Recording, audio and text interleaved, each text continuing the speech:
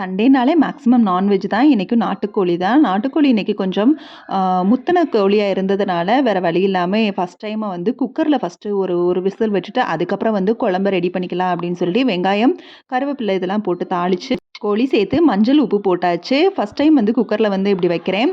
எப்போவுமே ஒரே தான் வந்து பாத்திரத்தில் கூட்டி வச்சுருவேன். வழக்கம் போல தான் இன்றைக்கும் அதே ஸ்டைலில் தான் நாட்டுக்கோழி வந்து குழம்பு வச்சது. எப்பவும் இந்த மாதிரி வைக்கிறது தான் பிடிக்கும். மெயினாக வந்து இந்த குழம்புக்கு மிளகு, இந்த நாட்டுக்கோழிக்கு மட்டும் இல்லை, நார்மலாக நம்ம பிராய்லர் கோழிக்கும் வந்து கண்டிப்பாக வந்து மிளகு வந்து தூக்கலாகவே இருக்கணும். நானும் அதிகமாகவே தான் மிளகு போட்டேன். அப்போ தான் கோழி குழம்புனாலே நல்லாயிருக்கும்.